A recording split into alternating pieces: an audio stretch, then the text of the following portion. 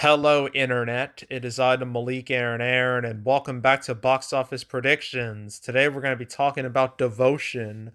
So, as usual, we're going to be going over the pros and cons. So, let's get to it. Pros. Let's look at our two leads here. First, okay, Jonathan Majors. You've probably been seeing a lot of this guy recently. Um, this guy is Kang the Conqueror in the MCU. He made his debut in like the Loki show, I think, and he's being positioned as like the next big bad of the MCU, like after Thanos. I mean, the dude's gonna be in Ant-Man 3 coming up. Avengers 5 is literally called like what, the Kang Dynasty. So I imagine the movie's the movie's gonna pretty much revolve around Kang, kind of like how Infinity War revolved around Thanos.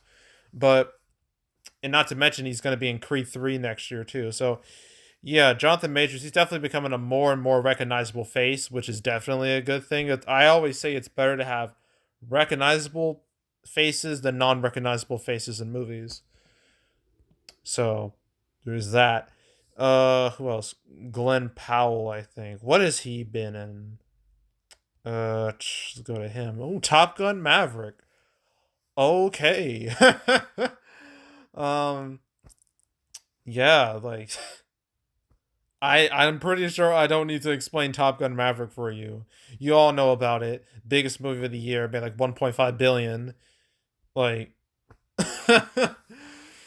yeah. Yeah, so it's pretty good that Devotion's coming out like relatively soon after Top Gun Maverick. I mean, hell, both movies are revolve around aircraft. So yeah. So I'd say these two kind of like minor pro because they're not like big money stars or anything, but they're recognizable enough. So I'm gonna consider that to be a minor pro.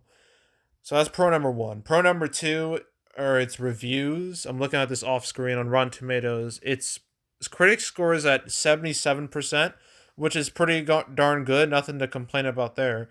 But its audience score is really, really good. It's at 97%, which is great. That really tells you that the people who are seeing this movie are really liking this movie, and that usually leads to organic word of mouth, which is what that's the reason why Top Gun Maverick did as well as it did, because word of mouth for that movie was insane, and that led it to making 700 million in the states, like the third biggest movie of all time in the states. Madness. No, fourth biggest. Yeah, fourth biggest.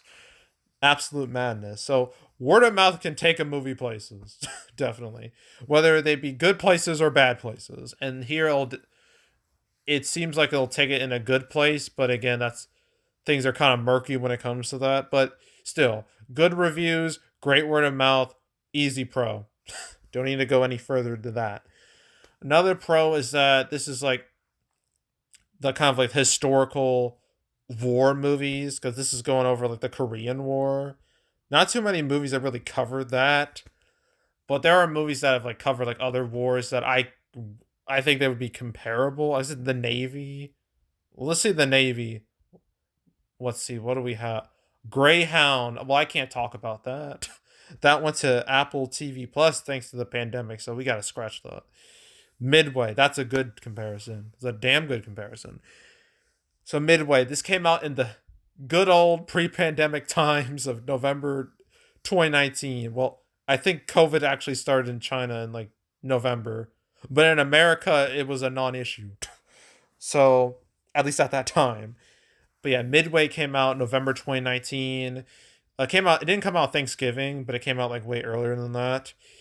Uh, when it came out, like a lot of people, including me, naturally assumed that Doctor Sleep was gonna win because that seemed like this. It seemed like a bigger deal, but boy, did that not happen at all.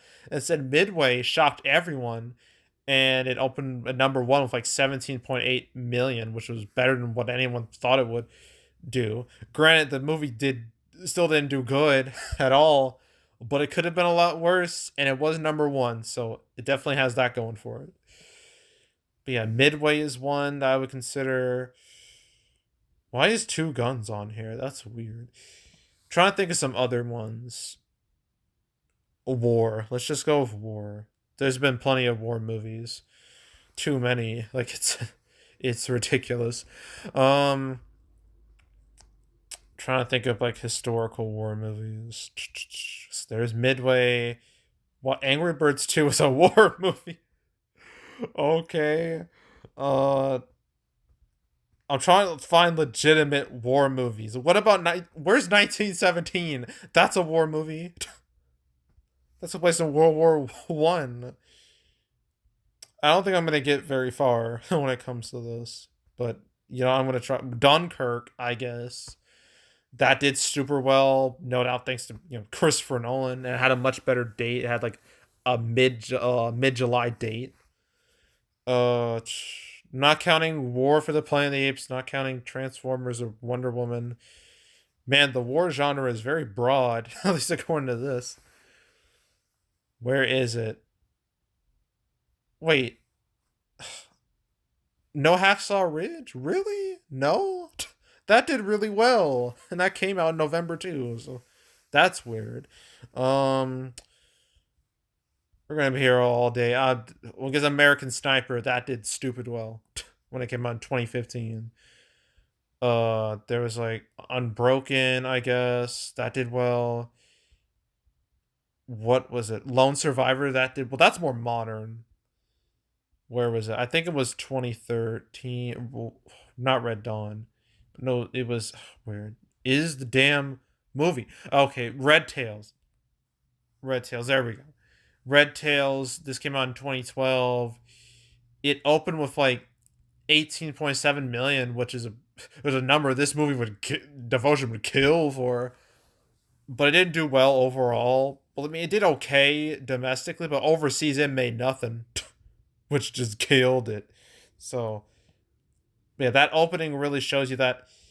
And not to mention, I think there's another one. I have to find Pearl Harbor from Michael Bay, like 2001. That movie, obviously, that movie was much bigger than this. It was positioned as a big money blockbuster. Came out in summer, had Michael Bay's name on it. It was big, bombastic, you know, movie, and it did super well. So this really shows you that movies like this can do well, or at least they can open well. They can exceed expectations. So I consider that to be a pro, not a great pro, but all right pro.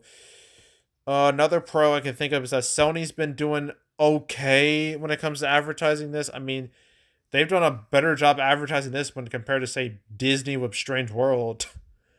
It feels like they're kind of trying, but they're not trying that hard. But at least they're putting in some effort.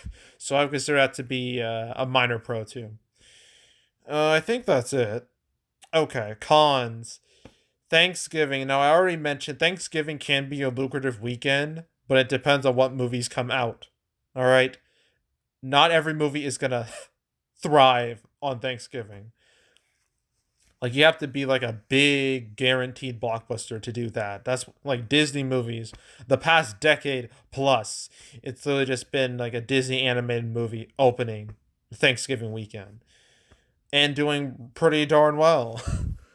And like, and when it comes to like other stuff, like it's usually this like the second weekend of like a movie that came out the previous weekend. Like say with some Twilight movies did the no, the Twilight movies did this, some Harry Potter movies did this, some Hunger Games movies did this. Like when it comes to like newer releases, it gets really iffy. Like if you're not a Disney animated movie, it gets real iffy. So yeah, dealing with that's a con because this is obviously not a Disney animated movie. And even this year, like with Strange World, that's not even doing well anyway. So really nothing's doing well, and that's a problem. So that's a con. Another con is that there's like 4 movies coming out today. That's not a great thing because too many movies coming out can really cause problems. What usually happens is that 1 or 2 of these movies will do well and the rest just tank. But in this case, all the movies are tanking. So, ugh. Not to mention Black Panther Wakanda Forever. It seems like that's the only movie people are going to want to watch over Thanksgiving. So that's not good either. So, yeah, competition, bad. So that's a con. It's Thursday. Tuesday previews aren't great looking. It got like 615,000. I wasn't expecting massive numbers for this. I mean, this wasn't exactly positioned as a big money movie, but if we compare, let's compare this back to Midway. Midway. What was this Thursday preview numbers? I forgot. I know this isn't a perfect comparison because Midway opened on Friday, this opened on Wednesday, not the same. Midway had a Thursday preview of 925,000. So a good, 50% bigger than Devotion. So that's not ideal. These numbers don't look great. So yeah, lackluster Tuesday preview numbers. I consider it to be a con. Uh, I think that's really it. Well, I guess I can mention like with Midway and Red Tails, these type of movies don't always do well. Not every war movie is gonna make money. That's just how it is. So yeah, it's very much like a coin toss whether or not your movie's gonna do well or not. So that's more of like a con. That's kind of a minor con. But yeah, I think that's it. There's not much else to say, really. So, opening weekend, we have to do a 3-day and a 5-day prediction because this is Thanksgiving. So, 3-day, actually, yeah, 3-day, Friday through Sunday. I was thinking this movie could do better than expected. I was thinking it could overperform a bit. It still could. It still has a chance to overperform, but things aren't looking too hot right now. So I'm gonna lowball it and say it's gonna have a 3-day opening of mm, mm, mm. I guess darn, this is hard.